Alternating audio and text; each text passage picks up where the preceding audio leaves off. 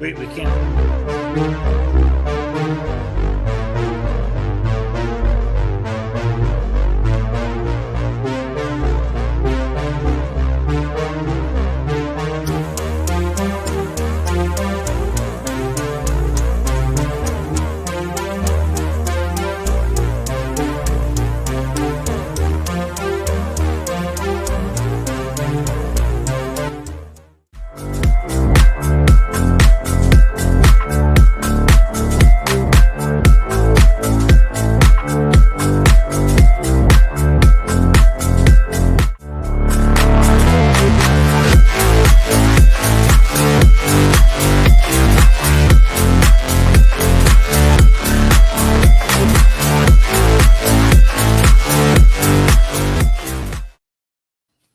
Good evening, everybody. Hello from icy Virginia. I'm gonna have to get a taller chair. Yep, that's the problem. I feel like I'm. Wait, I gotta turn the right way. I feel like I'm looking up at you, Nico. Don't worry, I'm looking down at you. All right, good. You can see all that missing hair. You were gonna say something right before we went live, but I'm not sure what it was.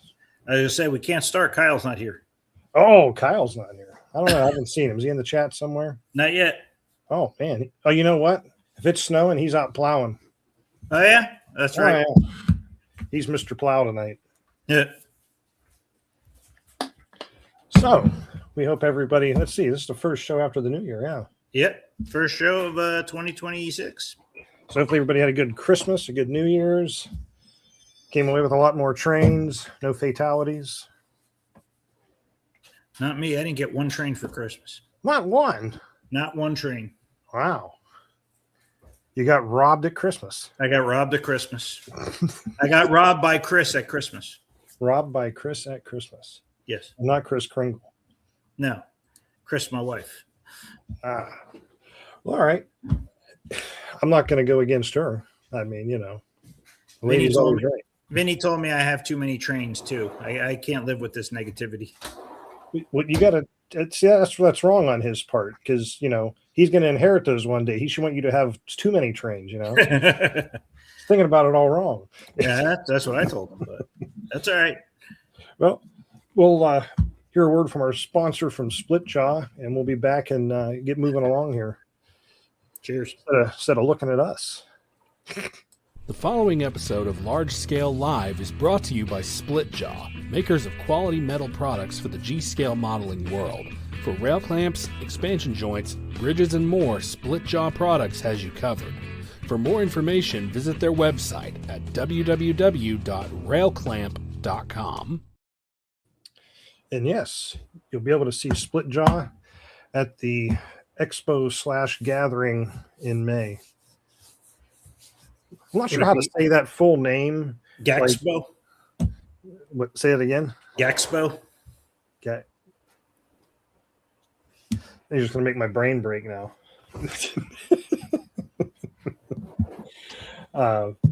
But we have some updates on that for May.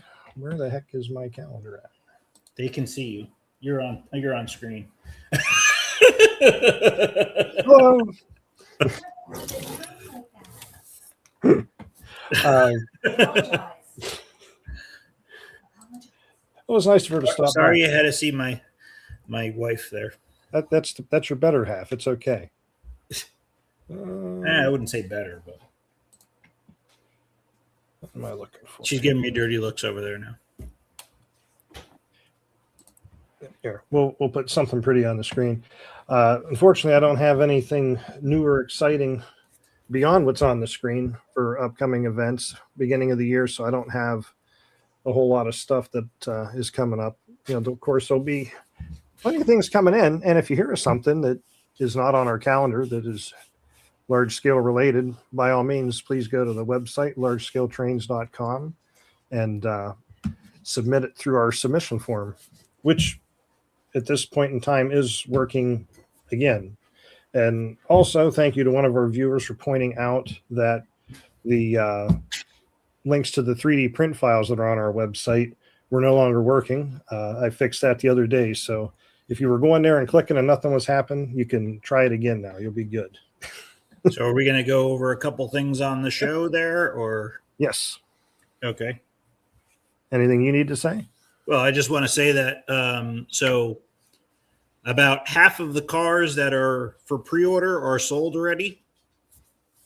And then that is about a third of the total amount of cars. Sweet. So if you want to get your pre-order in, I would get it in sooner rather than later. I agree with that. And then I also know we have the shirts, right? Yep. The first orders of the shorts, not shorts, shirts, have started going out. I saw a couple of them the other day. They're very nice. They got the nice vinyl graphics on there. They should hold up pretty well for everybody. 100% cotton. They're the Gildan soft style t-shirts. Very nice. I didn't get mine yet. I'm not the guy making the shirts. You got to talk to that guy. I know. You know how you get when you go to the website and you place an order. So yeah. Everybody wants to see you give me a kiss. Not you, Andrew. Aw, Yeah. Yeah. Come on. Come over here. this is PG-13 rated. There she is, my beautiful wife. Get in there. There you go. Hang on, let me lock the door before my wife comes in here.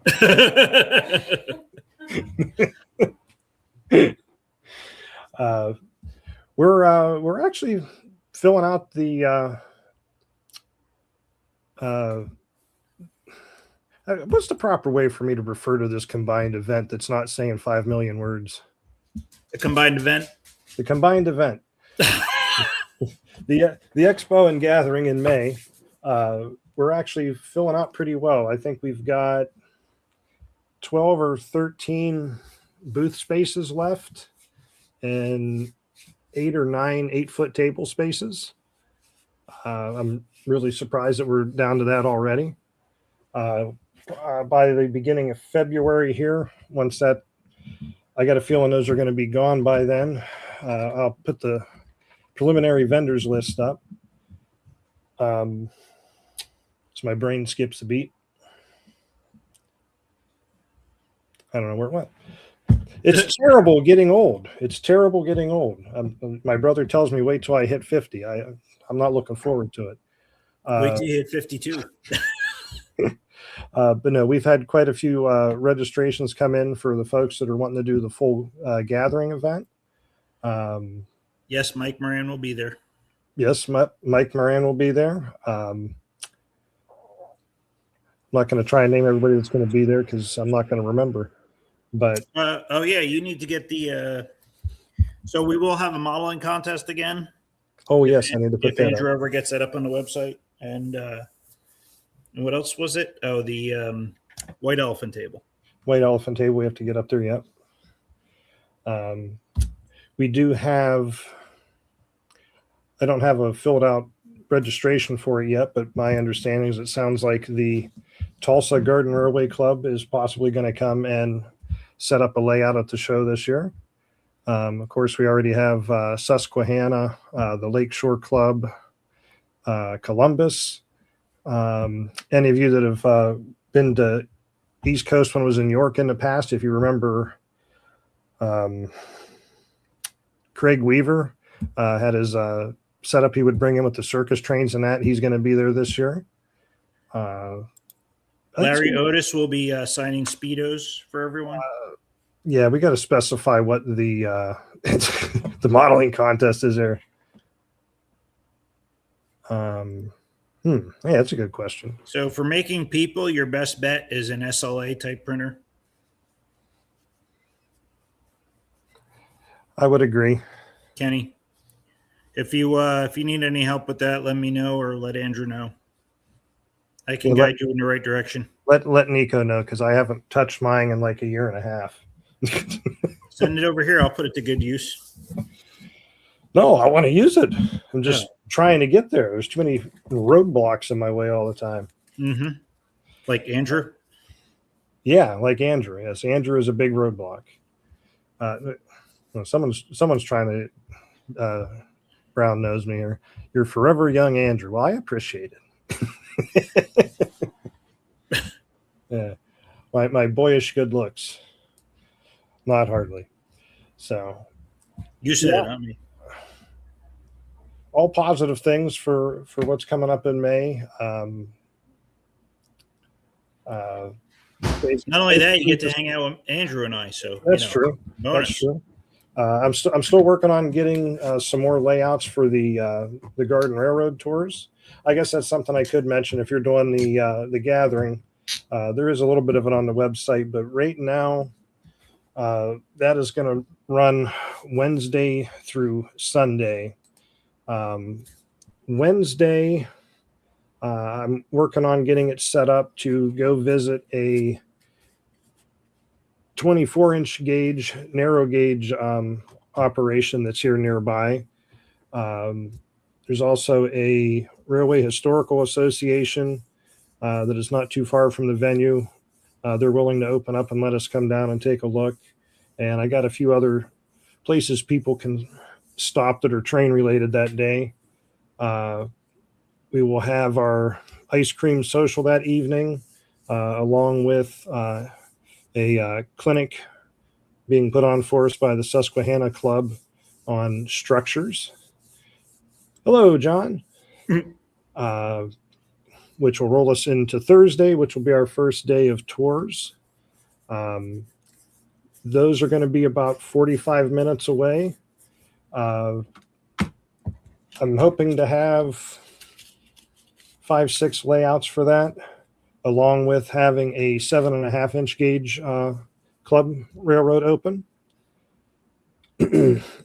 On Thursday evening, you'll be on your own to find something to eat. I'm not cooking. Friday, of course, will be the Expo. That evening will be the banquet at the B&O station, which is very lovely. Thursday night was the ice cream social. I did say Thursday night, didn't I? You said you have to go on your own and find something to eat. Well, dinner related. But we have the ice cream social. You didn't mention that. Well, yeah, I guess you can have ice cream for dinner. If you have enough of it, yeah. Yeah. Well, I can't buy it until I know how many people are going to have it.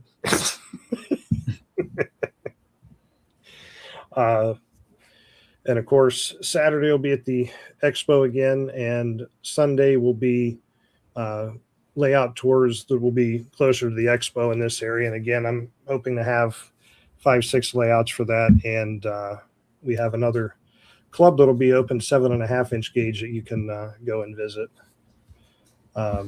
So I think it's going to be a pretty good event. Just keep an eye on the website, GreatLakesTrainExpo.com. Sign up for the email newsletter, and you'll get all the updates as they come out.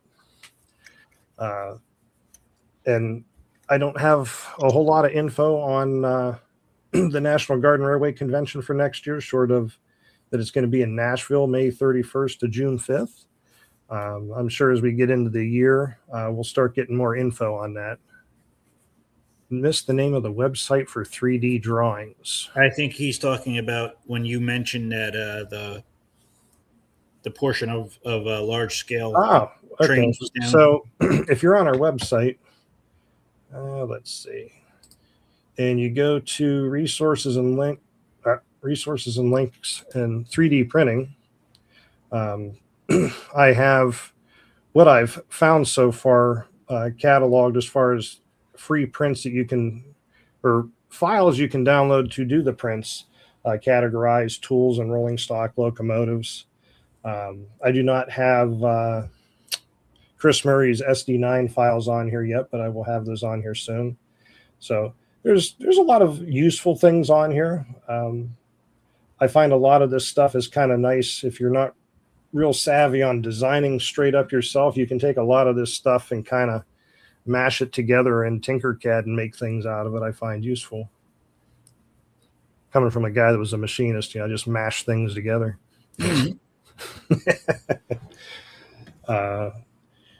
What's that now?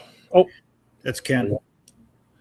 Yeah, I'm not sure what the thing is with. I get all messed up the way it shows the @ names now. It's Ken Miller, but he's saying that within a few months they'll have Okay. updates for the NGRC. All right. We're looking forward to it, Ken. Make sure you give us a yell when those come out. So, well, I'm guessing we should probably move along and get on to our guest that's been patiently waiting.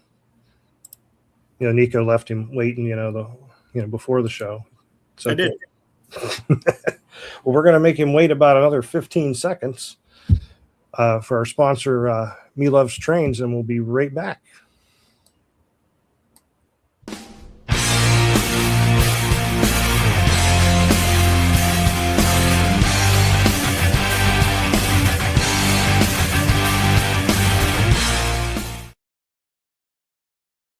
All right. I don't know if that was 15 seconds or not, but I think it was less, but is it less? I'm terrible at telling time. Anyway, let's not look at us anymore. Let's find, there he is. Without further ado, our friend and guest, Evan. How's it going, Evan? Good. a youngin' in the hobby. Yep, just turned 21 in December. Woo! That's a youngin'. It's okay. I didn't have my first beer until about 3 years ago. So I was 41. I didn't care for it. I went back to water. My dad's got me on bourbon. I live in Kentucky, so it makes sense. Yeah, I get it. No judging. Yeah. I'll probably have to try some if I come down. Yeah. Well, I do a lot of 3D printing. Started about 2 years ago. Got my first 3D printer for Christmas. And then from there, it kind of just devolved, or it just went on from there. I was finding some files, downloaded a lot of Randy Mowers files. And then after that, I started making my own stuff. And that's kind of led to, as I drop everything all over the floor, my own little engines and stuff like that. Engines, cars, a lot of stuff. What's going on here? I don't know. What are you doing? I don't know. We're gonna play There this we go. flip flop game again. Yeah. So I make, besides engines, I've been working on this AccuCraft, or this 120.3 AccuCraft scale, Jackson Sharp coach. These were made for the Tweetsy, the ET and WNC, and now it's close to getting done. I have to do the interior, do the floor, glue it all together, get it all painted. But these are huge, so That is, well, 1/20th scale is quite 120, large. yeah. Is 120 F scale? Yes. Okay. I always get confused on that one. The big yellow one's the sun. The big. I can't tell it's yellow. I stared at it for so long. Yeah. And So you also do more than just the 3D stuff too. You volunteer at the Kentucky Steam Heritage Corporation it's in between like Irvine and Ravenna, Kentucky. It's about 2 hours away from Cincinnati. And I work on the actual real steam stuff, restoring. Actually, it's a locomotive that is very similar to this small one. It is almost done. We're trying to get it done before April to have it ready for our Easter train rides and all of that kind sweet. of stuff, spring train rides. So yeah, there's a big Berkshire steam locomotive, 27 Chesapeake in Ohio, 2716, that is also down there, that is getting worked on. So we've got, I think, 4 different steam locomotives being worked on at the same time. So all volunteer work too. What on your 3D printed engine you pull up there are the wheels metal, or are they 3D printed also? Wheels are also printed. So it's just, let's see if I can axles aren't really visible. It's just like a screw, little M2 screw that holds it in. Okay. It's the axle is also printed as well, and then the gear, it's a little. Is it Bachmann motors? Let's see if I have a different example of motor. It is just a little motor that I bought off Amazon, basically, with a worm gear attached to it. And then the gear on the axle is 3D printed.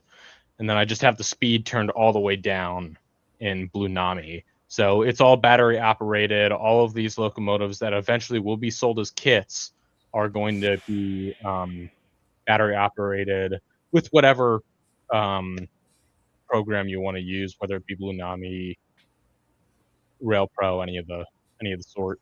Nice. How does the tractive effort work with plastic wheels? Not the best so far. I'm eventually going to start experimenting. I've got like a huge roll of TPU, which is a more flexible filament, kind of more of a rubber type. And I'm going to try custom printing traction tires for it. So hopefully those will work. If they don't, I'll try to find some like appropriately sized rubber bands. Yeah. So far I've been able to pull, I think, like 4 of the little Bachmann ore cars, at least with this little locomotive, which is kind of like perfectly sized for it.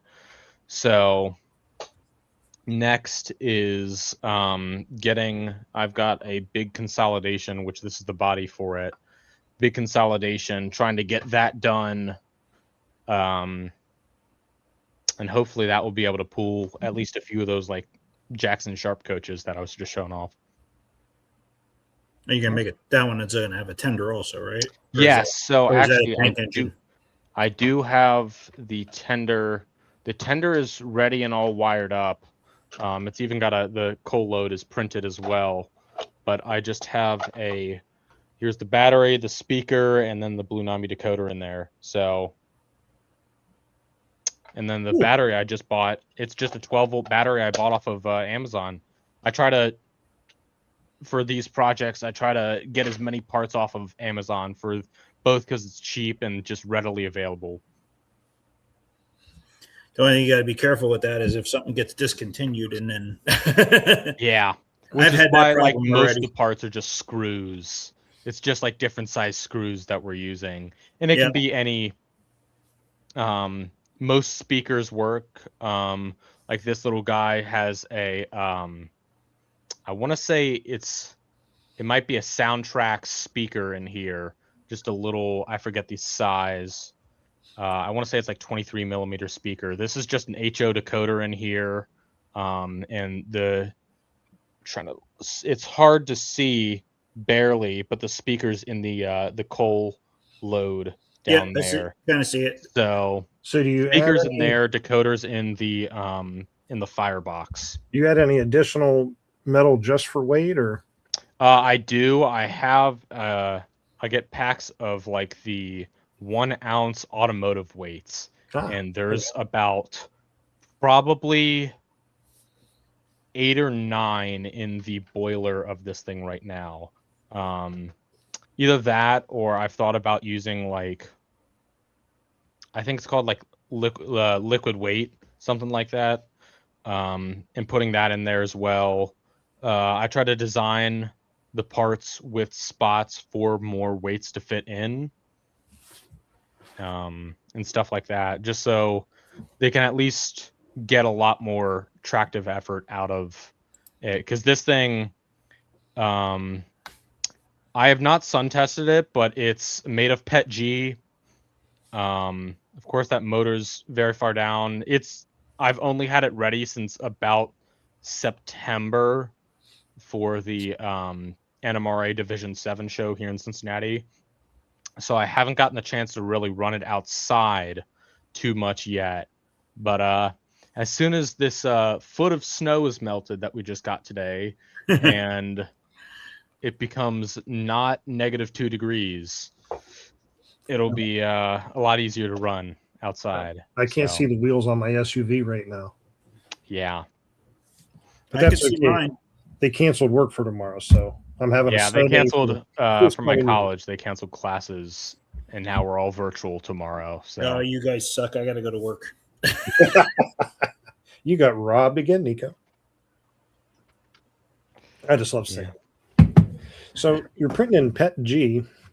Do you have any issues with stringing or anything printing with that, Evan? I have not. I use mostly Bamboo Labs filament for I've got a Bamboo Labs P1S, and ever since I've got this printer and I've only used the name brand filament, I dry it out completely, which that's one of the main issues with PET G, is that you have to always continually either have it drying or in like a dry box of sorts, because it loves to absorb water. Yeah, I just bought a couple of dryers myself because I did a print and just every layer separated.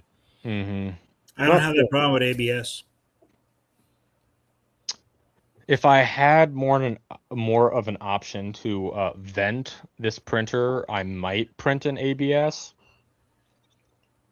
But so far, PETG's just worked fine. I used to print in PLA Plus, and I quickly learned that even having it outside for short periods of time, just running, even with like protective UV coating, like a spray coating on top, it would still warp in at least the thinner parts in a lot of places. So I've switched to only PETG, specifically PETG high flow for this printer. All right.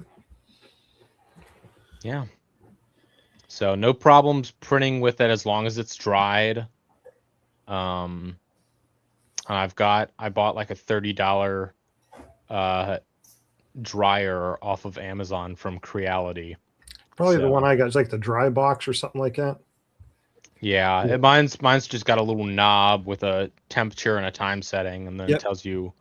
I haven't really experimented with ASA. I just started with PETG HF because I originally bought this printer, or I got this printer and bought the filament in October or November for their Bamboo Labs Black Friday sale, and PETG HF was the most or cheaper option as well as readily available. So I have not started printing figures yet. I really want to. It's just I got to find models, and of course with that you have to manually scale them and stuff like that. So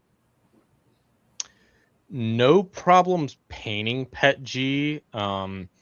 This was all pretty much hand painted. Though I do also have a airbrush that I have. I turn my parents' garage into a paint booth, so I can spray everything on. But I haven't really had problems with it as long as I've got like a layer of primer down. So I haven't experimented with resin printers. I've heard they're just such a pain to set up and like make sure because everything has to be so specific. If I was printing in smaller scales, I probably would have started getting into resin printing. But since I'm only printing in G scale, F scale, whatever, as long as I either use like a bit of Bondo and cover over the paint lines and print lines and sand down, or even just enough coats of paint and primer, I can't see any of the layer lines. So I can answer that question a little bit. For higher detail items, the resin printer is the key. If it's a larger piece that you're printing, then the filament printer. The resin will warp over time, especially if you don't coat it. Even just like letting it sit around. So for large parts, they'll start to warp because they are cured by UV light. So yeah. Then the other thing too, if you're printing in an area without ventilation, I mean, if you're using it's like the plant-based resin, like I started with that, and it wasn't too bad. And then I thought I'll try some of the ABS like resin. And yeah, you don't want to print with that in a unvented bedroom. I believe LGB's plastic is all ABS, not ASA. There was a couple questions here. There were several questions in there. Hey, can you pretend like we all don't know anything about 3D printing? Forget the pretending part. So if you have a specific question, so 3D printing is basically the FDM printer is laying down lines as if it was like a hot glue gun. So it's extruding thin lines and laying one on top of another. An SLA printer is a vat of fluid, and it has basically like an LCD screen, like your computer monitor. And as the tray goes down onto the screen, that light cures the resin, then it lifts, and then it just keeps doing that over and over again and building the layers as it attaches. So 2 different technologies, but they both get there. If you have any other specific questions, Ice Bear, let me know, or let us know, I should say. Yeah. Yes, he is already registered for the show. Yeah, he was one of the first couple to register. He was ready. There you go. Resin is the best, but I don't agree because there's certain things that are better in certain areas. For more of my detail parts, I would probably, if I had, again, college student, so I don't have most money to spend. But if I was doing a lot more of the smaller detail parts, I probably would at least like mix doing filament printing for most of the main body parts like this, and then for like the little whistles and like the bells and stuff like that. So I had a customer. Resin printing. Sorry, didn't mean to interrupt. No, you're fine. I had a customer asking for the AML brake shoe. So I just did that out of resin. It's really not an affected part. There's really nothing holding it. Once it's in there and painted, no big deal. You could do a lot more of detailed stuff. The snow plows that I do, these are resin. And this is the ABS like, so it doesn't snap. It has a little bit of flexibility. Yeah. What else? Just trying to give people a little bit of idea. Here you go. Here's a... I just have some parts laying around here. Sorry to steal your show here, Evan. No, you're fine. This is the adapter. So for USA trains to the aristo-craft or Bachmann 3-axle trucks. So you can get rid of your floppy axle.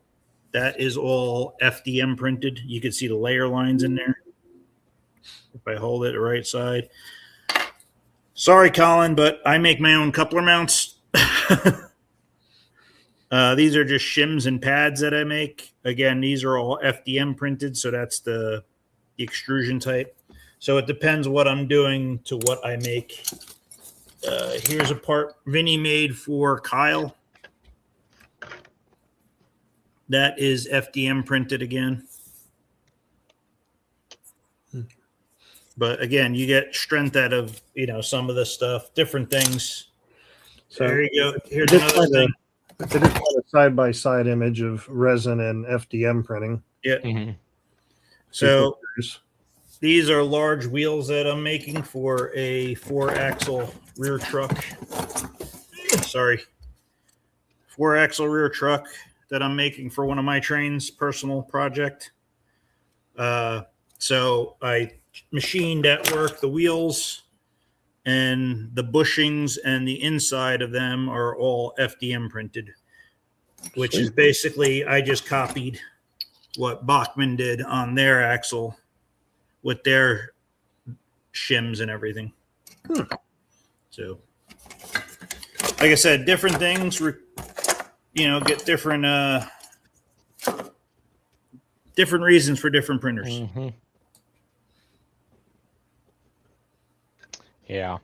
So, of course, everything I I do is filament, but with like a printer like that Bamboo Labs P1S, you still get an incredible amount of detail, and you can go just with automatic slicer settings, go down to I think 0.8 millimeter layer height, which resin mostly does around 0.0125 if I'm not mistaken. So 0.8 to point or 0.08 to 0.01. So it's each has their upsides and downsides. Yep. Here, like this is. So you were asking about trucks. This is an FDM printed truck I started doing. You could do trucks at a FDM. Obviously, this one is SLA printed. You know, I could get a little more detail in there, a little more fine detail. Mm-hmm. So, I mean, you can do both with both. Again, it depends on what you want to get down to. Yeah, the trucks on, of course, literally everything besides the screws and the hardware inside on this tender is 3D printed, besides the Aristo-craft coupler. But so it just screws into the side on each side, and these are printed wheels as well. They roll decently, but I just had to do that because these are smaller wheels, and I didn't want to go out and try to find or buy the smaller Bachmann wheels that are like on the ore carts and stuff. Now, you were actually printing your own couplers too, weren't you? I am. I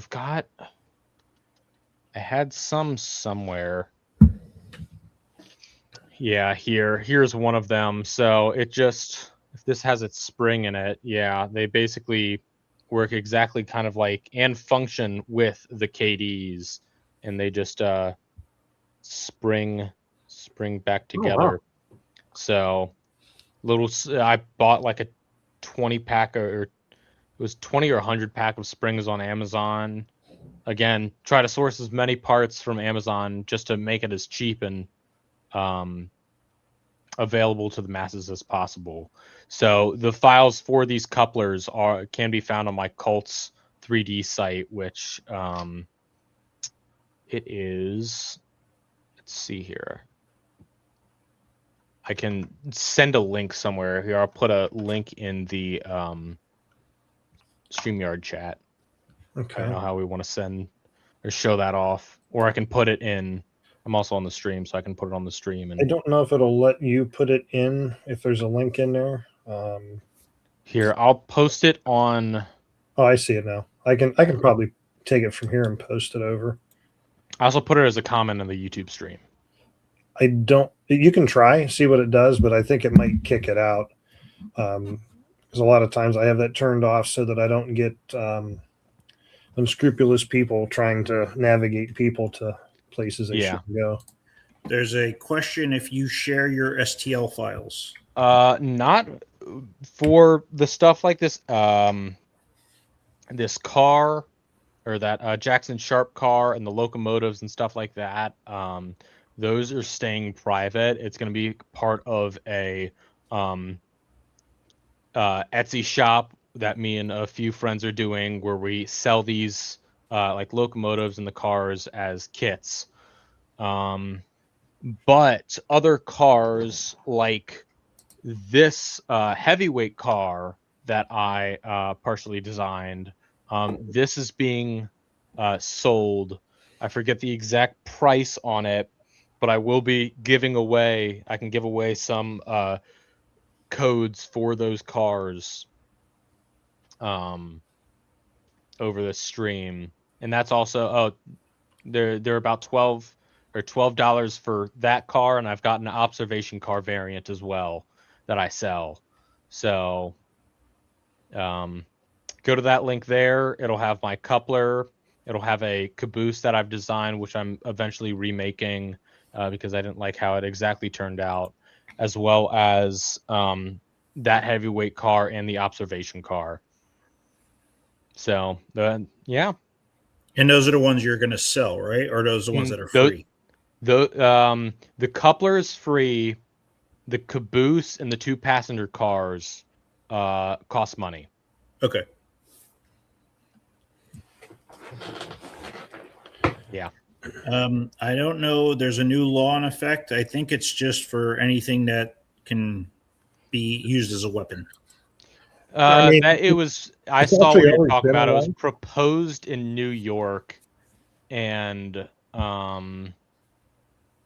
it's for 3D printing, basically for like quote unquote ghost guns, which is where people 3D print the guns, and it's kind of like in unregistered firearm territory, which is a little scary. But anyways, it hasn't been passed as far as I know, and it's really vague, so I don't know if it's even gonna.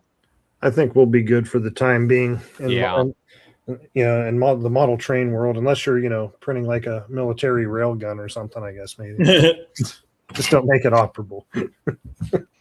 Nerf gun. Just put a Nerf gun mechanism in the railgun. There you go. Actually, now I want that. That's what Gerald made one. Really? Yeah, it fires and everything. Oh man, That's cool.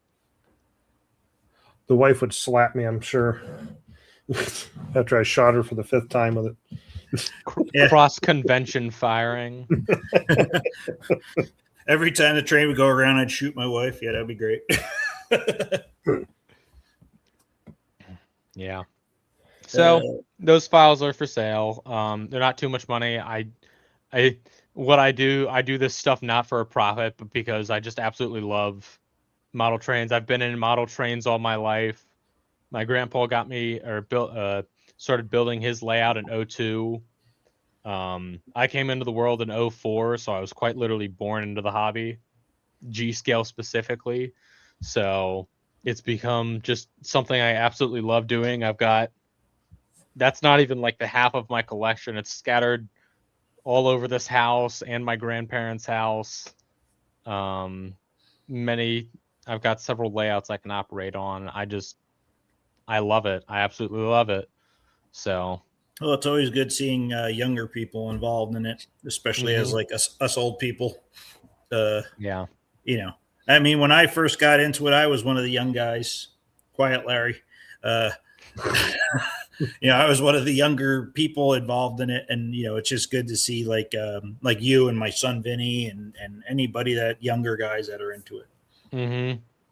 And I've tried to get several other people, not just into model trains, not just into 3D printing, but the scale specifically as well.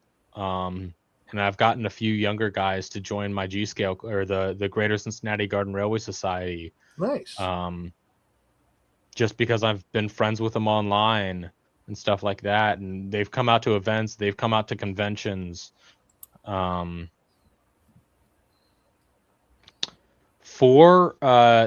You do need, it's a special program. They're called slicers. They basically take the STL file, which is a 3D model file, or an OBJ file, an object file, and convert those into what's known as G code. And this G code basically takes the file and puts it into a bunch of layers that the printer nozzle, at least for filament printers, follows along, and it will just go up and up and up. And the program knows how to do all that stuff. It just uses your computer's like resources, and mine take like less than a minute for most of the files to quote unquote slice. And most of those softwares are free. I use for my Ender printers, I've used Ultimaker Cura, so that way I can control all my stuff. I have those printers used to be plugged into my computer, so I'd be able to just send files through the wire. For these Bamboo Lab printers, I can send files from my phone, which is amazing to do. I'll just like finish modeling a file while I'm at school, and I know there's nothing on my printer, and whatever filament I've got loaded in, it will tell me, and I can just send the file to there. And by the time I get home, the file will be done printing, and I'll have a fresh product to use. So Yeah. Here you go. What do you use for filling joints? I used to use Vallejo plastic putty, but the way that it has dried every single time I've used it is it's come to be more of like a rubber that I can't even sand. It just kind of peels or like Oh. scrapes. It's not the best.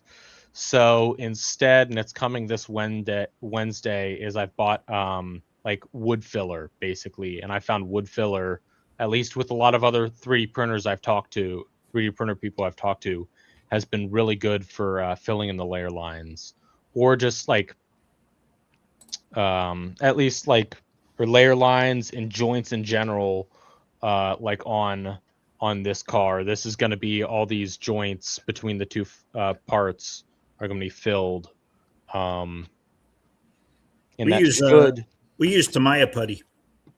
Tamaya yeah. putty? Yeah. And I used it on the plastic putty, Vallejo plastic putty on this file. It's very hard, or it's actually very easy to see. It's harder to notice in person, but that's the joint between two things, and I really can't, unless I'm looking closely, I can't really tell as the train's just running by. So hopefully the Bondo wood filler will work a little bit better. I just use like a Loctite super gel or super glue ultra gel control to glue everything together. And then for a lot of my personal stuff, I use M3. The multicolor printers, I really haven't. If I'm going to be painting it anyways, which is just my personal preference, then I don't have like the multi-filament unit for my printer. I've thought about it for not printing multicolor but multi-filament. PETG, the filament I print in, and PLA don't like sticking to each other. So what I've heard you can do is print all the supports that you use to support all the arches and any overhangs and stuff like that in PLA, and then you print your main print in PETG, and the PLA will just peel right off. Wow. So there's actually PLA. There's like specific support filament made for making supports for Bamboo Labs, I know at least. So yeah, that's the only reason I'm ever probably going to get into multicolor, multi-filament type of stuff. I mean, you could do multicolor, and but most of the problem is that if it's like a blue, it may not be the right blue, and then it doesn't look right. And Yeah, that's the main problem I've like kind of thought about running into is, I mean, if I want to go like Pullman green, there's maybe like 4 or 5 shades of green, and it's like a bunch of different brands, and only one brand has like a light green, a regular green, and then like a darker green, like something like this. So painting is just a lot easier option, especially like when I can have the air spraying, air painting, and I can just buy like before Entertainment Junction closed, I had I bought the very last of Milwaukee Road orange. Scale coat? It is polyscale. Holy Yeah. scale. So I have that specifically so eventually I can print some cars out for my Milwaukee Road Pacific. I think you kind of answered this question already, but the glue you use was that Loctite super glue ultra gel specifically. I know it's pretty, I forget how cheap. I've been able to buy it on Amazon, Home Depot, practically anywhere. But it's most of like the detail parts on this have been glued or super glued together. The only one I've had come apart was just this whistle because of the very thin layer lines and stuff like that. But most of the detail parts are like glued together on this, and it just makes it really easy. Yeah. So if you had to guess, that's the engine you said that you're going to sell as a kit. If someone were to get one of those when you get to that point, what do you think the build time would be to put one of those together as a kit? I really, let's see here.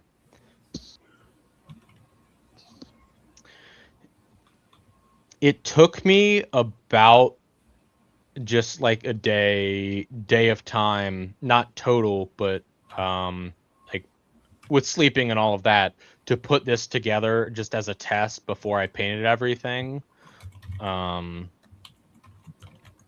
It's really not too hard. Most of the stuff we've tried to make very accessible, and this is what my friends and I have called the version 1, because a lot of this was just a prototype where a lot of the screws weren't easy to access and stuff like that. But and I can actually share my screen here and show the version 2 of it, that it's easy to see all the holes and stuff like that. Let's see here. Sean's not wrong, by the way.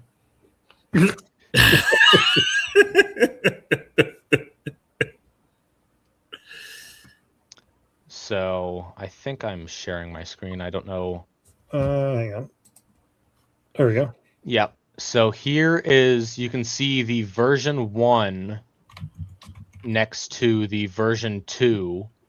And the main problem is there were these screw holes inside here that were not easy to reach from the cab with the cold bunker on it, on here on the version 2. So that's one of the main issues we fixed. In here, it's 2 parts instead of this boiler being 1 part, so you can have access for all the battery and the decoder and everything like that inside here. The motor is inside of the frame, represented by not that orange part, but this little orange part. And yeah, so the gears, at least on this original version, were 3D printed. The next version are not going to be. We just bought like a big pack of gears on Amazon.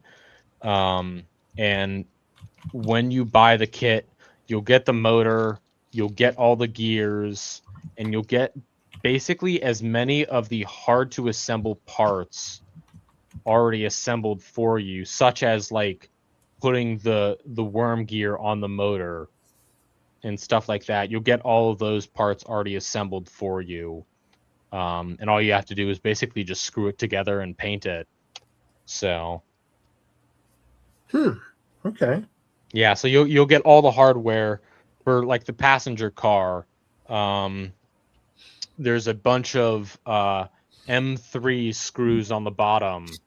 So all these M3 screws will come with the kit for this. And for these kits, the full kit, including screws and all of that, it should only, I think I've discussed it with my friends, it's going to be about $75 for the entire kit for this car. And like for the engines, it will be, I think, this little locomotive, I want to say it's at least less than, I know it's less than $200. I almost want to say it's even less than $150, but I don't remember the exact price. So and all you have to do is just wire it up, and put whatever hardware you want in there. Now, did you do all your designing in Tinkercad, or Yeah, most of it. There are a few parts which are in a few steps I've used to not do it in Tinkercad, since you can port directly to Fusion 360. Oh, okay. Which Fusion 360 has. If you've made under $1,000 a year as a hobbyist, you can Yes. you basically get it for free. So I've used that to for stuff like the let's see if I'll switch the tab here. For stuff like this is that Jackson Sharp passenger car. This was what it will look like once it's fully complete. But to split this file up, because it used to look like this car here, to split that up, I throw it into Fusion 360 and use like the slicing feature to do all of that. But other than that, just about everything is made in Tinkercad. Huh. Nice. Besides like the gears, as far as like modeling them to make sure like the gearboxes fit properly. That's also made with a plugin in Tinkercad, or sorry, Fusion 360, just because it's so much easier to use an actual engineering software. So, the 3D scanning. I would say yeah. I mean, depends on the model. Because if you like scan something and then put it into Tinkercad, depending on the file, it has so many polygons, which are like the little triangles that every single one of the 3D models is made up of. It has so many of those polygons that it like lags out. It just makes your computer just not run well. So Fusion 360 is a little better for dealing with stuff like that. Tinkercad's just a browser-based program. For scanning stuff, I think for like figures for people, for like maybe like furniture or stuff like that, or objects, detail parts, probably it will be all right 3D scanning. But for like doing entire locomotives or entire cars, I don't really know. You'd still have to start You'd still have, breaking it down because you need yeah. pieces. It's not like, if you scanned a locomotive, the wheels would be part of the chassis, which would be part. So then you still have to start taking it apart. Yeah. And at that point, you just might as well try to model it yourself. Yeah. Haven't really tested that. Again, I've only been in 2 years. I haven't taken too many models outside. There has been one that I've had outside the most that has lasted all of the 2 years, which is a Randy Mower file for the Pullman Troop Sleeper cars, which here is something else. This was one of my first 3D printing projects, and made in PLA Plus. And the only problem I've had, it's kind of hard to tell, but like these roof pieces love to warp. So if I print more of these, then I can actually see some pretty bad warping in just the roof in general. So if I ever make more of these, I'm printing the entire thing over again in PETG. With 3D printing, you can also do buildings. So this is another Randy Mower file that I made. This is, I think, 1/24th scale. And you can scale anything down to whatever scale you'd like. Randy Mower, I know, has the stuff to scale it up or down for like 129 to 120.3 or down to like So you could do it right 132. in the slicing software also. Mm-hmm. So if you got like an N scale car, you could, if you found a file for an N scale car, you could bring it into the G scale. You could scale it up to G scale. Yeah, this car was actually originally free on Thingiverse and HO. I had to do a lot of modifications to it because bringing it into G scale, the car would have been over 3 feet long. So I had to really cut it down. But Yeah, then you get limited by what your printer can print. Yeah.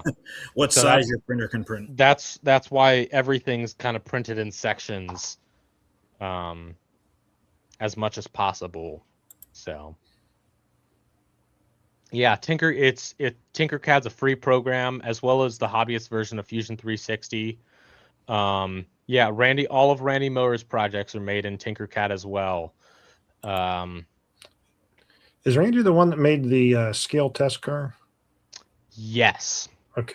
He made I think he's made a bunch of files. Like he's made a bunch of different logging equipment, that Pullman Troop Sleeper.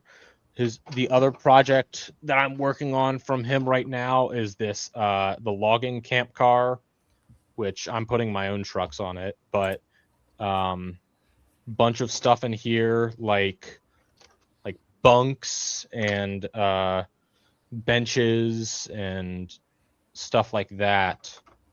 And he's made all those detail parts just in Tinkercad. So there's a question on the long coach body that you were just holding up. How many pieces is that? This car was 5 pieces for the body.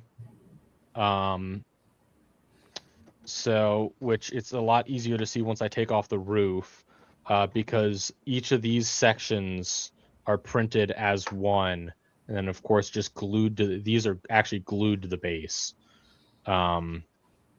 So I just did this for support wise, and I believe I actually printed these body pieces upside down, so like this, that way the supports were lower to the ground and it didn't have to support as much as it was printing.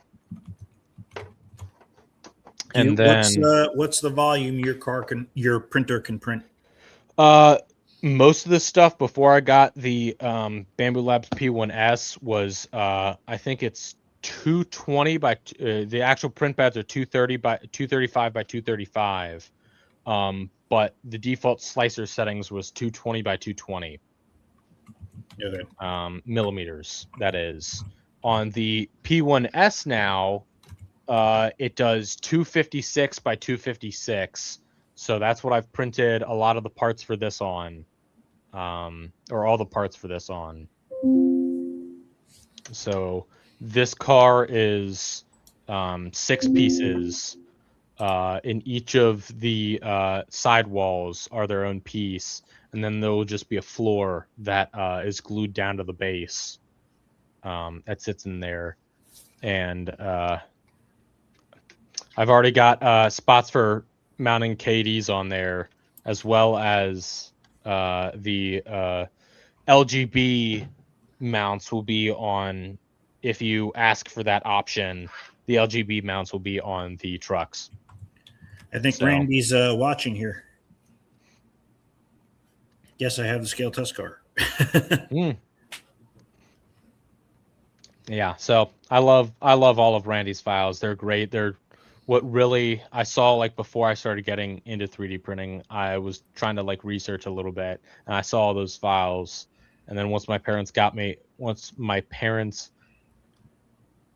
3D printer that I have, the first one, it was an Ender 3 S1. I started my first file to print was that the first file that I brought was that scale or the weighting shelter here, which I reprinted another one in PETG so I can put this out on my layout. And These files are great. They've got that little hole there at the midsection, is that way you can run a light all the way down. There's like a little pinhole there. You can run a wire down, and on the bottom, it comes out. So that way you can just put an LED in there or something. That's nice. So you can make the car as long as you want. I guess John's asking about the other car. If you wanted to keep gluing sections together, I guess you could keep going. Huh? Yes. Yeah. All of these. John wants a 120-foot coach. You would need to do a lot of modifying for the files. And heck, I even invite you to modify the original HO scale files. But this car is already 2 feet long. So, if not over, I haven't measured it in a while, but it's just about the longest I can run on my stuff. Oh, sorry, that wasn't Randy. That was Russell Fox. Ah.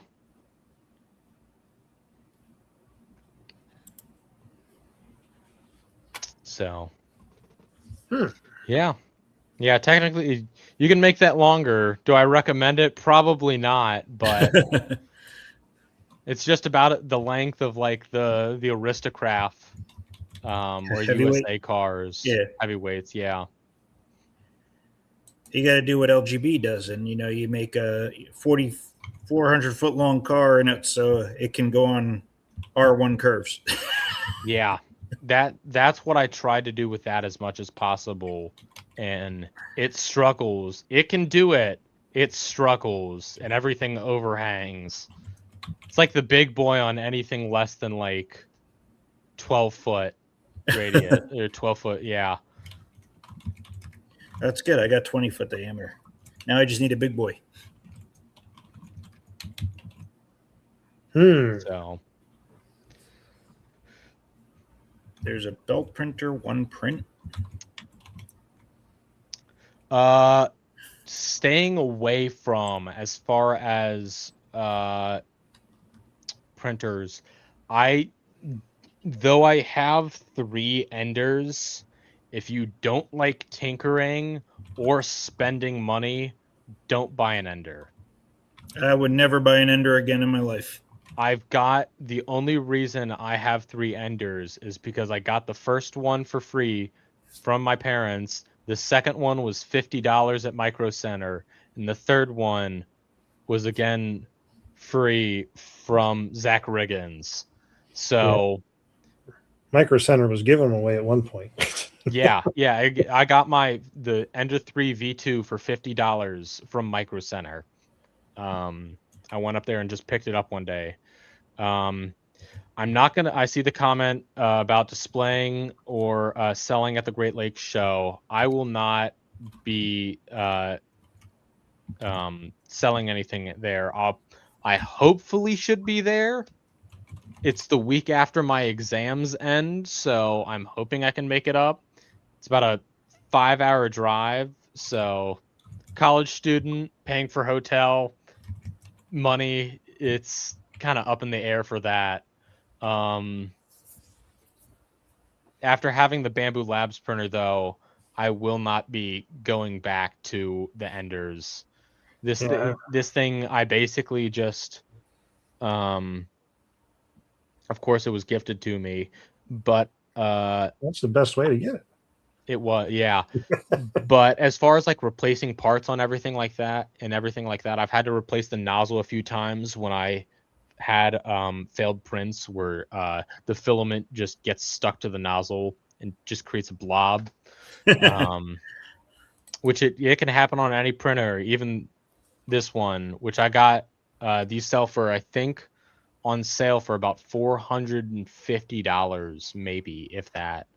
And it's super fast. I can print like the entire one of these in at least less than a day and a half if I've got the printer going nonstop. Wow.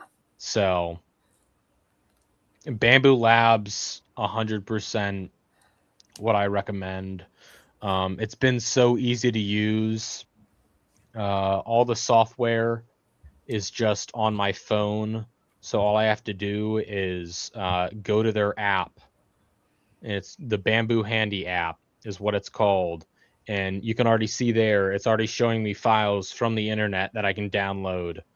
And I can search for anything I'd like on here. I've seen, let's see here. I saw it earlier a few days ago, but 512 Designs, if you look on their, like, the 129 scale hoppers, there are LGB supports, there are a bunch of German stuff, arch bar trucks, re-railers, parts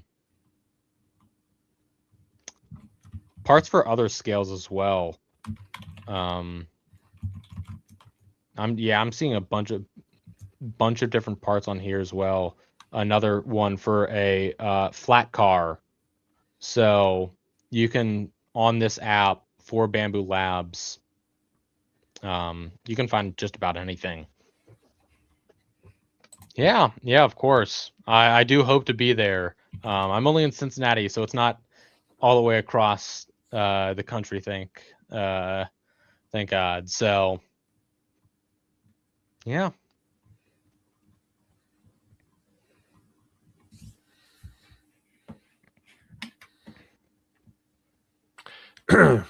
Nico just lost power. Uh-oh. I was looking and I saw he was just like kind of sitting there looking forward, and I'm like, okay. Uh-oh. Yeah. Yeah. So, and I did see Mike Bullock's comment earlier about printing a big boy. I know there was someone, I saw it on Facebook. He was making the files for a at least static display big boy, which of course probably wouldn't be too hard to motorize if you know how a gearbox works, even just a simple like I do, where it's just a motor and a worm gear. I'm majoring in IT at Northern Kentucky University, and it is I just work with computers, building computers, networking, all the behind the scenes junk that everyone doesn't like doing. I work with all of that. I love it. So, and I'm a junior there. So hopefully graduating sometime, if not next year, 2028, do a 5-year, since that's actually what a lot of people are doing that nowadays, is just graduating in 5 years. I mean, no need to rush college. I know so many people do. So see, someone here was asking about Buckeye trucks. I thought I'd seen somebody had designed some of those. I could be wrong. Trying to think. I know I've seen them. I deal with them in real life, but I have not. You do have that advantage. Yeah, so technically I could make a 3D scan of them, because we've got some passenger cars down there at Kishko that have them. I tried to create. No, I don't have those kind of trucks. I've created something very similar, and I tried to kind of mimic that for the heavyweight observation and passenger cars. But it wasn't even close. It's more of like a pseudo arch bar design that I used for my own. Yeah. So, yeah. So being that you have access to a lot of full scale stuff, is there anything that you've designed that you've actually just picked up the actual thing and started measuring it and getting your dimension? A lot of little parts for this, like the bells, and not this whistle, but just other parts on this. This is basically the locomotive, the little 040 I'm working on down there, down to the paint scheme, minus the Greater Cincinnati Garden Railway Society decals. But this is almost exactly what that little locomotive down there is going to look like once it's done. Nice. So, but other parts, this whistle is based off a friend's real one. I've designed I've designed files for my own steam whistle. There you go. And I've put that on some stuff. There is another. I've created files as well for my other steam whistle, which I just got this one for Christmas. It's missing the bowl on it, but it's a little 4-chime. It's long, so I have not put this under Steam yet. The other one has been under Steam up at the J&L, which In is Youngstown. yeah. So that's Yeah, the guy I bought this from. He volunteers up there. So that this has been under Steam on J&L 58. Welcome back. They're going to open up on Wednesday in May for us. Yeah, I if I'm not up there for that, I'll be up in September for their Todd engine, their stationary steam engine. Yeah, stationary. Yeah, I've got friends who volunteer up there. Cool thing about this whistle, though, is that it actually has a bullet dent on it from someone just shooting at the whistle. So, who knows why they would? But I've found several whistles on eBay, and the first whistle I was ever going to buy originally had a bullet hole in the bell, which I think would have been interesting to hear under Steam. So yeah, I try to model off of a lot of real parts, real bells, even real locomotives. So yeah, we also have a B60 B60 Pennsylvania Railroad passenger car or baggage car down there, and that's what this is. Which these were public files that you can buy from. I think the user, I don't know how to pronounce it, KAIW on Cults 3D. So I'm going to eventually reprint a second one of these, but paint it exactly like the car that we use for passengers up or down there. So I'm going to try to create like a little Kentucky Steam Heritage Corporation consist in G scale. Nice. Yeah. Hey, Nico's back. I'm back. Everything rebooted after the power went out. Was it just a flash? Yeah, it just everything just shut down. I was going to say that's why I've got a battery backup, but as soon as I say that, my power will go out and I'll realize the battery was dead in it. Yeah. I need to get some battery backups for my stuff. You'd think I would, considering all the 3D printers. Luckily, a lot of the newer printers, like this P1S, if the file just stops printing or the printer gets shut off for any reason at all, it knows to, when it starts back up, it'll ask you, at least on my phone, it'll send like a notification saying, hey, do you want to resume? So I have had that happen where in the middle of the print, the entire printer shut down.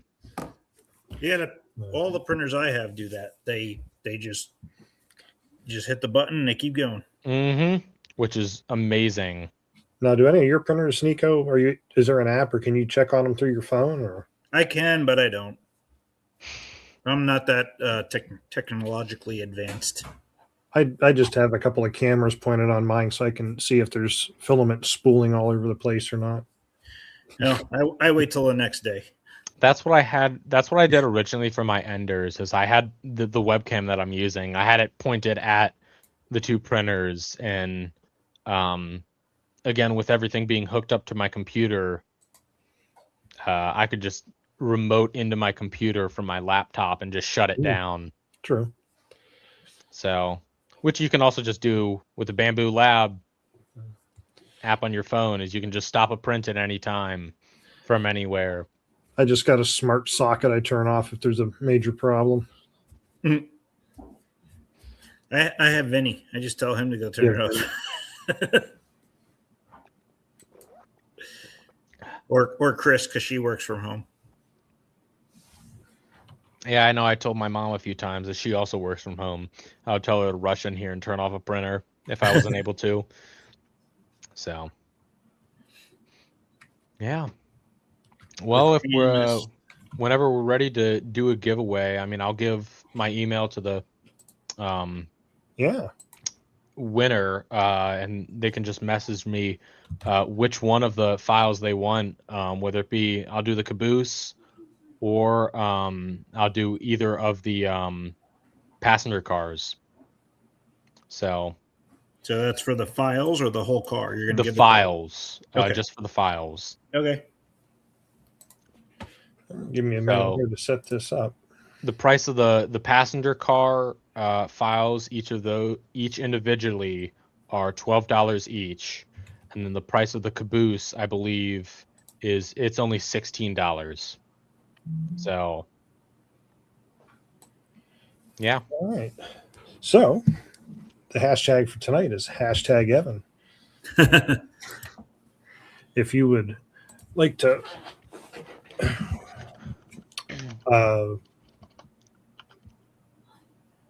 Did say, come on, what are you gonna do? it just escaped me. You know, I turned I think 44 like 5 days ago, and it's just coming on all of a sudden. Don't get old, Evan. Just stay young forever. That's what I wanted to do. Yeah. I'm putting my email in the studio chat to. Okay. So Um, there's a question: do I need a temperature controlled room? depends. If you get something like one of the these bamboo or the ender printers that don't have like its own case, you don't need to temp control it. It depends on the filament. If you keep the temperatures relatively the same, as long as you're not like heating the room and then you get too cold or you get too hot and you turn the fan on, that will just cause the print to warp wildly, is the only thing. For the P1S, it's all enclosed, so it kind of temp controls itself. Yeah, I built for the FDM printers. I have one plexiglass enclosure, and then the other printer is in a tent that Andrew bought and he didn't want, so I bought it from him. Yeah. it was like 2 times taller than it needed to be. I can't really show it because my printer's all the way across the room, but it's just a standard Bamboo Labs P1S. P1S. Here, I can change the tab I am sharing to their website. And it's a little more expensive now. Of course, I bought it during the Black Friday sale, and they have had 2 sales pretty frequently within a pretty close time together. Their Black Friday sale and then their end of year sale. So they always have it on sale pretty often, and you get it for a little cheaper probably in a lot of different places. So it's basically just that without this unit on top known as the AMS. So yeah, the regular version, this is what I have. It was just $400. Doesn't come with that unit on top. It's just got a glass door with a magnet on it, and you can upload files on a micro SD card to put in there, or you can just send them from your phone, send them from any computer, as long as it's, I believe, a Windows computer or Mac. So yeah.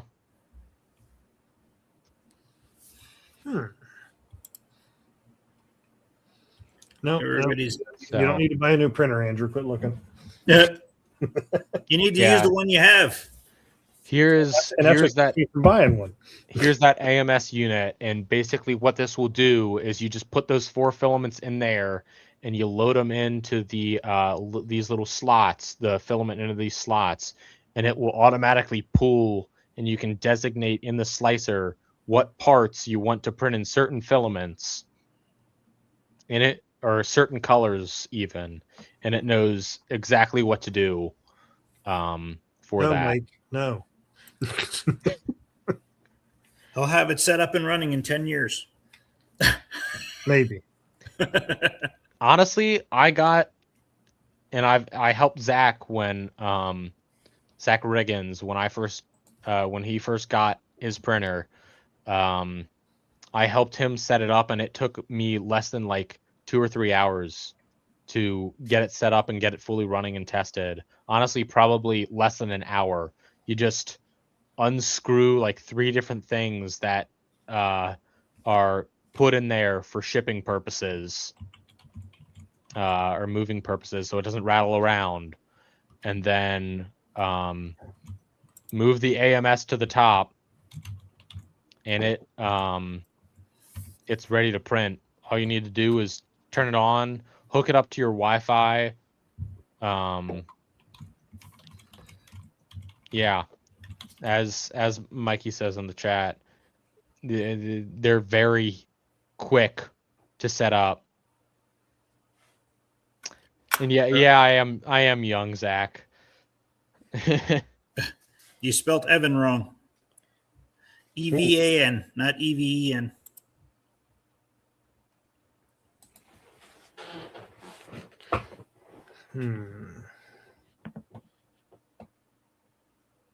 Yeah, so the Creality drying box was a nice addition since I didn't have the AMS, and I believe the AMS 2 Pro actually itself is a filament dryer, so it will dry out the filament for you. Now, are you actually feeding out of the dry box into the printer? Yes, there's like a little port on the back of on the back of it. And you haven't had any issues with like the feed getting Uh, stuck or anything? yes, actually, I was reading removed all there was a rubber like little gasket thing, a rubber little piece in there, and my filament would get caught up on that. And I came down one morning after a print to like see on one of before I got the P1S with the enders to see that it just wasn't printing, and it had the filament had basically taken the entire dry box with it, and it jammed itself into a corner of the printer. Yeah. Because I was looking at that, and I So- see some people actually just bought the tube material. I can't think of the proper name now. PTFE? Yeah. And actually just put a fitting in the back of the box and ran that right up to the printer. That way it doesn't get hung up on it. Yep, that's exactly what the Bamboo Labs printers do. I mean, they just have, at least for this P1S, it's just a PTFE tube sticking out the back, and it works perfect. So, it's not really a problem in itself, but I've had problems with it where with just parts wearing out quickly, especially the on like the V2, the extruder gears. It would always bunch up, and it would wear out quickly if there was any jams. The filament detection on it took a little bit to kick in once it would actually work, and some of the printers that Ender makes don't even have that. So if your print runs out and you're not watching, you're just screwed. The entire print finishes and it's just half done and never finished. So you've just got to worry about, I had to replace so many parts. The nozzles wore out so many times. The nozzles were also getting jammed. Hot end failing. I still have my Ender 3 Max Neo. If I ever actually use it again, I have to replace the entire main board. So many cheap Chinese parts on it that just failed after a while. Mine just didn't even start printing from the get-go. It was Yeah. like it was a battle uphill to get my Ender to print. I actually eventually gave it away. Yeah, bought- there's a reason why I've only used the P1S since getting that in November, even though I have the other 3 sitting in this room. Yep. I gave it away. I was like, take this piece out of here. Yeah, they're gonna sit on a shelf, and maybe I'll tinker with them eventually and try to get at least one working so I can have a backup. But Well, I usually buy printers in 2 because of the business. mhm. So, just to enable to keep everything running and keep my stock up. So I always buy everything in 2s. Yeah, All right. You ready to do a drawing and see who's going to win tonight? yeah. All right. Let's see here. Make sure I actually share it this time. Yep. You had a couple more people entering in last minute. Yep. I'll give it a moment here then.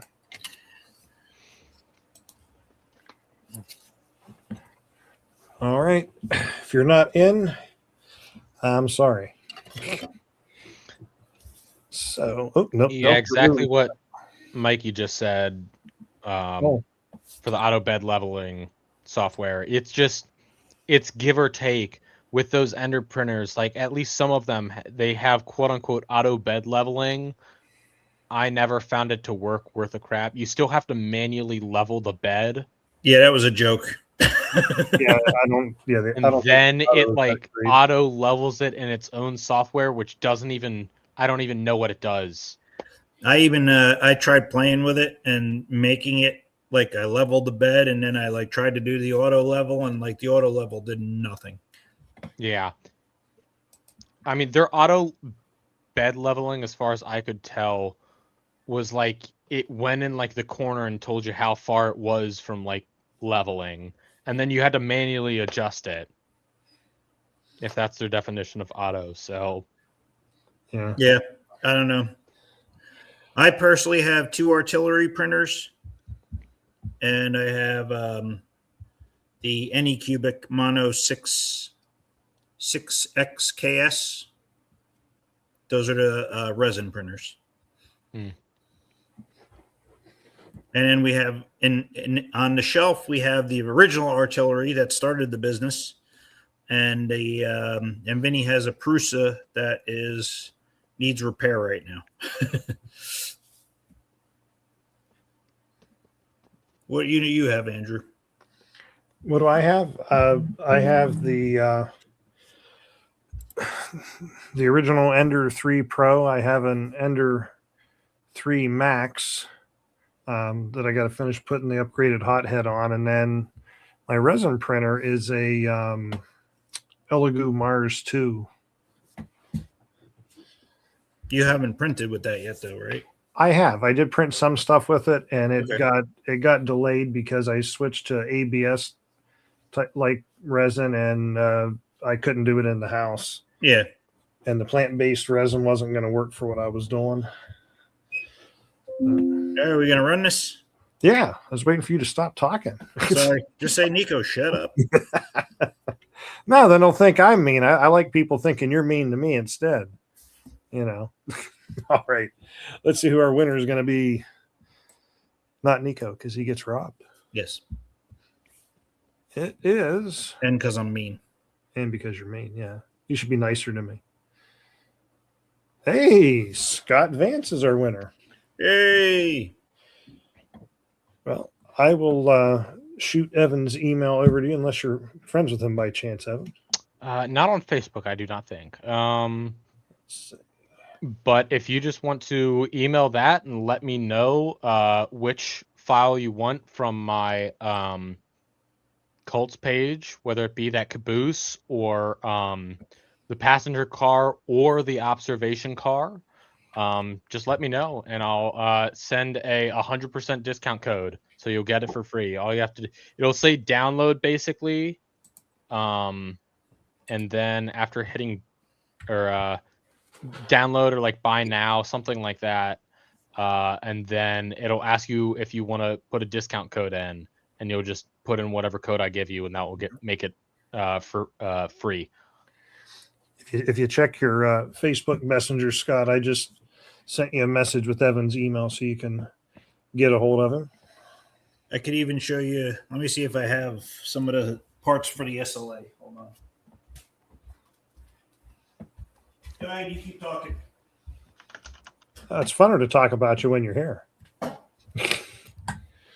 Yeah, when I asked you about the stringing with your Pet G earlier, Evan, that's why I started trying to upgrade the hothead on my Ender 3 Max, because it just, every move, even with like retraction on the filament, at every move, like I was getting strings, and it's not like, you just, blow some air on it and they come off. They're just all over. Yeah, you got to like rub it or sand the print. And... So that's the detail you could get with the SLA printer. Is that a Vinny? Yeah, it's a Vinny. See, you knew who it was right off the bat. He's got that gorgeous head of hair, like I used to have. Yep. And then if you want no gorgeous head of hair. Did I ever send you the Dachman files? No. Oh, I got to send those to you. Yeah. Although you might have to pay him royalties. See, you can even see my ear there. You can see, if you look close, the goatee's on there. And actually, you could see the logo on the shirt. I don't know if you can see it on the back there. If I get the right light, that you can see the 4T logo. He's wearing a 4T shirt. But yeah, so I mean that's the detail you could see, like all the creases on the shirt. And that's this is the scan we got last year at the show.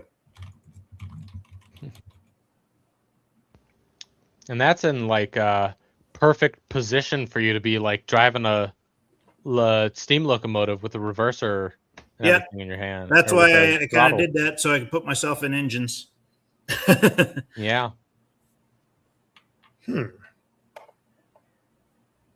Now I just need another engine project to put myself in.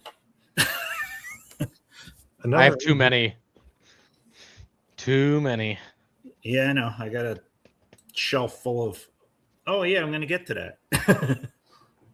I got one of those. Oh wait, I got rid of that table because it was collecting too much stuff. I thought you just put them under the table. No, I just moved the whole table to another room so I don't have to look at it. Yeah. I didn't see what he said here. What is? But the resin printers do much finer detail. I wouldn't say that they are stronger than FDM prints. I mean, they each have their own place. Yeah, I know, like even the ABS resin isn't. It's not truly ABS. It just shares similar properties, I believe. ABS it just has that like the flexibility in it. Yeah. Yeah. To get scanned, John, it was only like a couple seconds, right? Like 20 seconds. Yeah, they're quick. They're very quick as far as like 3D scanning you. And I see Rob asked, was getting the image file an option you had to pay extra for? No. For me, when I got the email that my prints were being shipped, there was a link right in there, Rob, where I was able to click and download the files for it. If I remember correctly, yeah, because that's how I got the Dachman files, because I paid for his, because I wanted a Dachman figure that I could do fun things with around the layout. Yeah, we don't know. We don't want to know what you do at Dachman. I did it for 2 years. You used to watch. Oops, sorry. What was the cost of getting scanned?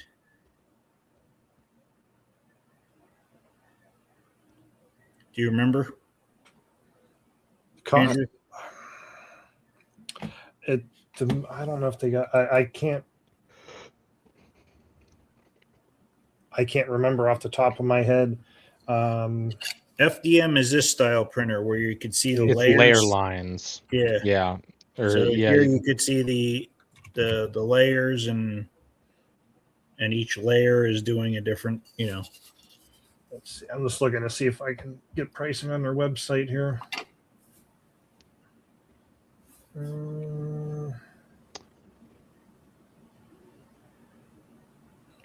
But I'll just say for the 3D printing locomotive wise, I've got with Bunami in this, I can just like, so it's all 3D printed and runs nicely. I don't hear it. Oh, it's I must have like a noise suppression on. Check. Yeah. Oh, I'll have to look and see if I can find the pricing on it. It wasn't terrible, but I mean, it wasn't, like, sure, well, I'm going to do 10 scans. It would kind of add up. I thought it was well worth it. Oh, FDM is the roll type, which is like a filament printer, and then it extrudes. The SLA is the liquid type. Let's see if I blow the whistle. It's a little hard, nice.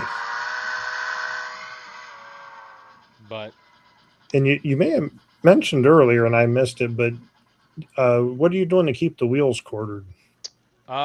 they at least for these, it's actually a square axle, or the ends of the axle are square. Okay. So here I have a part of it. So the bottom of it is flat, and it prints into and fits into like this cylinder, this casing.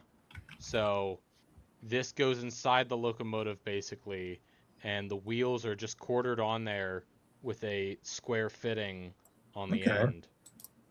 So it's very, very simple to quarter. And then, at least for this older version, the gear then goes in the middle. Of course, that wasn't the right one, but the gear just fits on there with that flat end on the bottom. So that way it can very easily go on. Of course, on the other versions and on the newer versions, it's actually a metal axle. Just a standard. It's like just like a metal rod. Hey Andrew, can you Which share his makes it a lot harder to. What do I Colts need? page again? I Oh, can yeah. even I tried to go back, but because I dropped off, it's gone. Well, I'm just pulling it out of the private chat where Evan put it.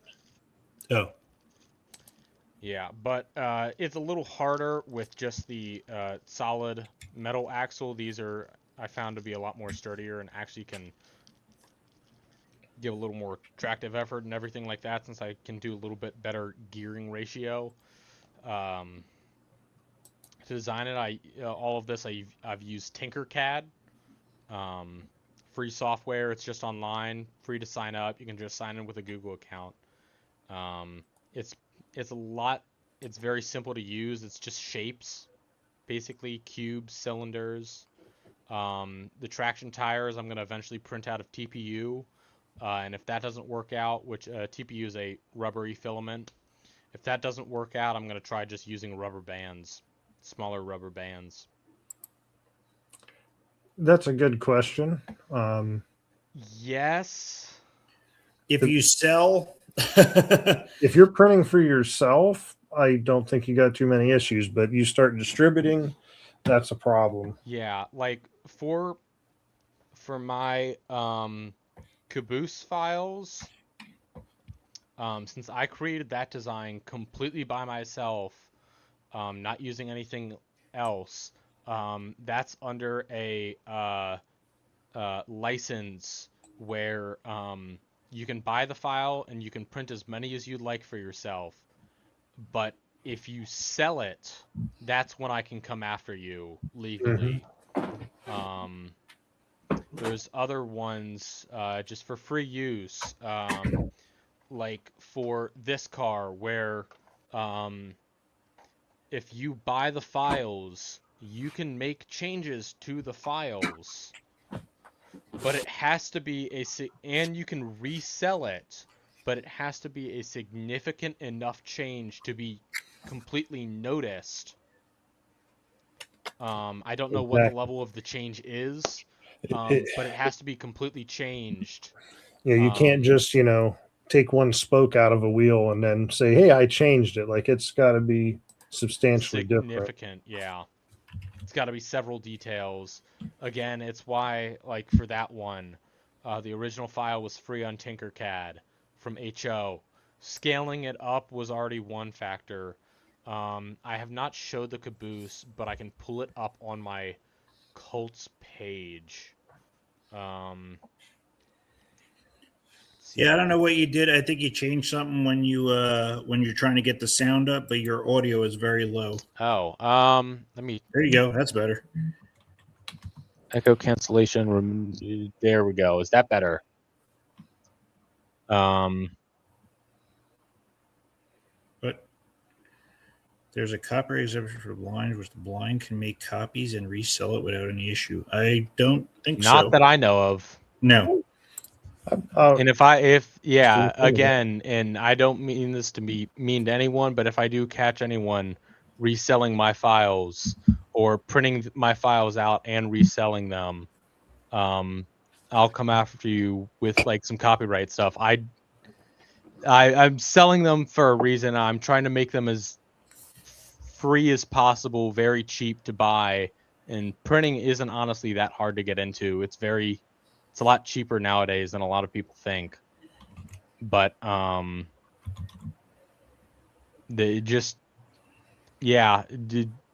try not to resell my stuff or anyone else's. I know, for example, Nico, we were joking about it when I was first being interviewed to come out on about like his 3D printing stuff. You can't like look at it and then recreate it and then print it out for yourself and resell it. So even if it is easy to do, so Colts has that stuff. Colts 3D has that stuff under specific licensing. My stuff is under, most of my stuff is under what is called a Creative Commons. I believe it's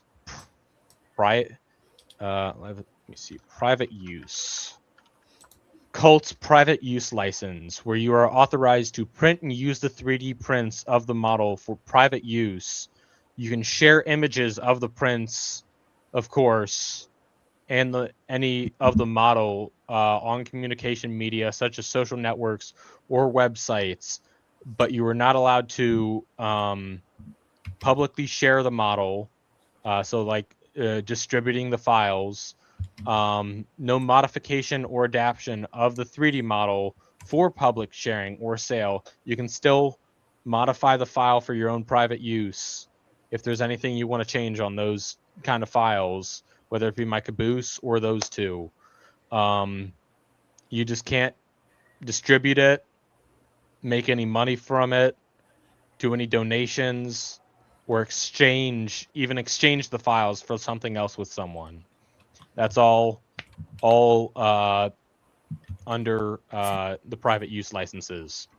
So yeah, there's a lot of people that go online and download a file and then start printing it and trying to sell it, and it's somebody else's file, and you're not supposed to do that. Yeah, and you're also taking money away from the person who originally created the files. Well, some people don't charge for the files, like stuff too. But they're doing it out of the kindness of their heart to share stuff, and now you're trying to monetize that, and that's just not cool. Yeah, and when you do that, then the people that do that stuff are going to stop doing it because obviously they're not going to be abused.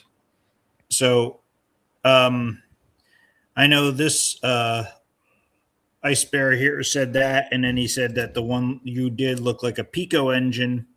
The small one, the little 040, it was originally a friend's design, not based on any prototype specifically or any specific like brand model.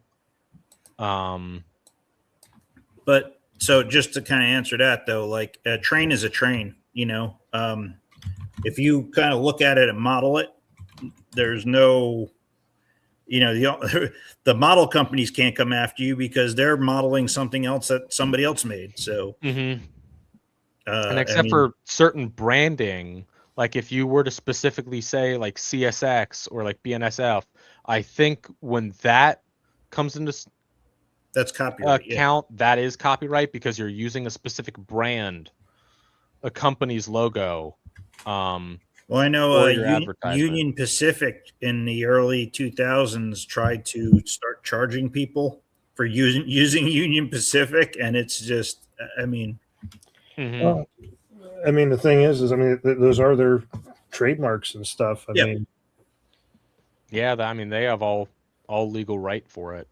every So, every Union Pacific was 5% higher. Do you remember that? They no. were they were that's charging like before a my 5 time. They were charging like a 5% use fee. Stop making me feel old, Evan. I do remember, but like seeing like back in the day, like all the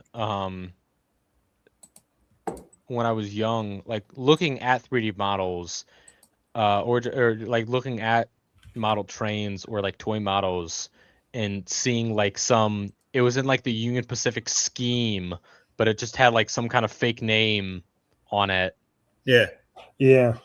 So I know that with that, like with CSX, all that kind of stuff, of course you can't use the actual thing. You got to use all that stuff is licensed.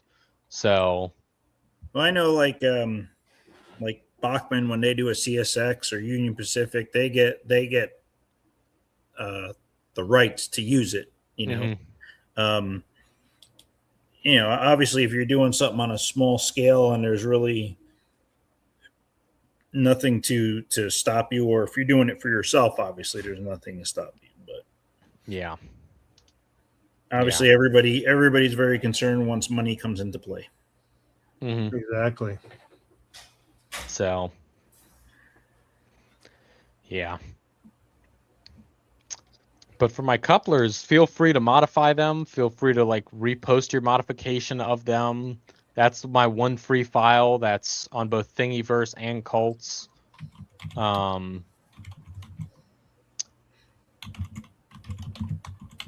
I've some of these models I have designed off of a real locomotive. So this, at least the cabin boiler, as well as the base of this for this future consolidation locomotive, is based off of a 3-foot narrow gauge locomotive known as the Lawndale Railroad number 5, or actually technically Lawndale Railroad number 4 and 5, because they had 2 of these consolidations. So this is based off of a specific prototype. All the other cars I do are based off specific prototypes. The only one that was like freelance was that little 040. The Jackson Sharp coach is based off of something the Tweetsy had. Yeah, we were going to do that for the caboose. Let me share my screen here.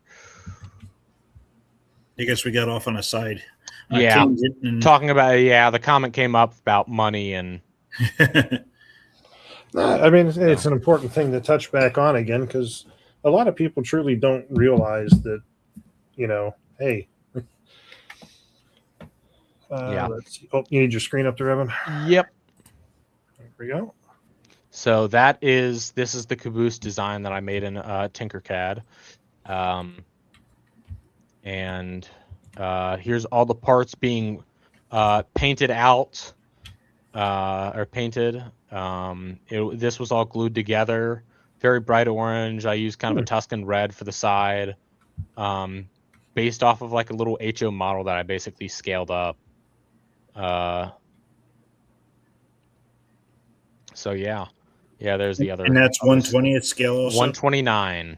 Oh, that this one is 129 because I made this. I made this for my aristo-craft FA for consist. So I need to redo it. This one was all glued together, and now I'm like actually learning to do proper screw holes and stuff like that. So eventually, this is going to be redone, probably in 120.3 though. for screwing it all together in a neat and orderly fashion. And Cult, of course, just puts the files together as 3D things that you can kind of turn around. So this was the bottom. You basically just print 2 of the bottom parts, and there's like the brake parts, the ladders, the cupola and the roof are 2 pieces total. You put all the decking that goes on top so you can walk along, put all that in there. You glue the little heat the stove stack on. Yeah. So I don't think some people realize how long it takes to design something. Yeah. It's not like you press a button and that caboose pops out. You know, there's hours and hours and hours involved in designing and measuring and scaling, and you know, you could spend easily 40 hours designing something plus. It's taken several weeks of work for me to get. This is my 262 design, 262 ST, another one that eventually is going to be sold as a kit. It has taken at least 2 to 3 weeks of work, besides just getting the frame working. I mean, this one has valve gear and all that kind of stuff. So it's taken, you got to make sure everything fits. Over to the front here, you can see like we had to make sure it actually would turn on radius and like not hit the pistons or anything like that. You just got to make sure everything fits together, and there's, even once you're finished designing, you got to prototype it out and make sure all that your parts fit together properly and screw together, glue together in an orderly fashion. Yeah, I mean that's what a lot of people don't realize of the time and money invested, and you know, I mean I consider my time valuable. So you know, I want to be compensated for that time. Exactly. Yeah, it's why the caboose files and those passenger car files they're cheap because I want them to be available, but they're still they still cost money. So I agree, would look nice as a Santa Fe caboose. I made mine for SP. Yes, AI can technically make it. Do I recommend it? Really, no. AI does some weird things. It's weird. I don't like supporting AI. I mean, I don't know if you've heard anything in the news recently.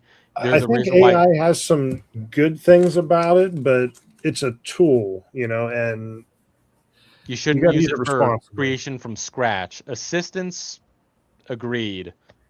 It's a tool to help you like smooth out something, or I've seen people do it with like generating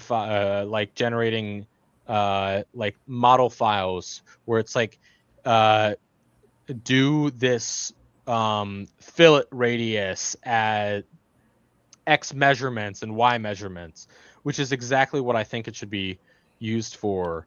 I mean, technically, could you create an entire train from scratch?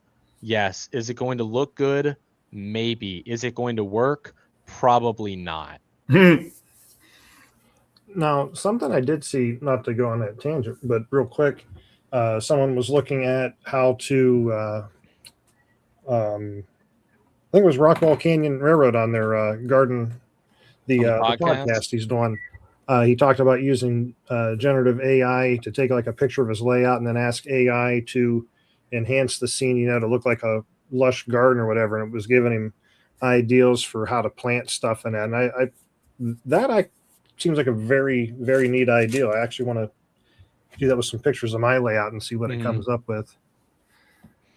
Yeah. I mean, yeah, I agree. I try to not use it as much as possible. At least for both my PC building hobby in my job as an IT person, everything is skyrocketed in cost because all of those AI generated or AI companies are buying up all the computer parts, and it's making like a part that was like maybe $100 up to over $400 or $500. Mm-hmm. It is Not to mention data centers going up to support it. data center. I've heard several stories of people near like the Microsoft centers and stuff like that where their water has been not cut off, but they can't get water because these data centers are hogging all of it. They got to cool Um, everything. Everything's at so- cost. You guys going off on an IT tangent now. Yeah, Hey, we're at the G-Scale 9 o'clock podcast. hour G-Scale here. podcast. But yeah, it it's can be interesting. used as a good tool again for like stuff like I was mentioning in like engineering stuff where you can create like stuff like this little bell, the bell on this little thing. Though I created that in Fusion, it's probably so much easier to just say, hey, take this bell or can you a standard bell design instead of having to like shape out the curves and stuff like that. Which if you don't know how to draw exactly those curves and stuff like that, it's a lot easier for something like AI to use. But that is what it can be used for in a more proper, in my opinion, use of it as a tool instead of just from scratch.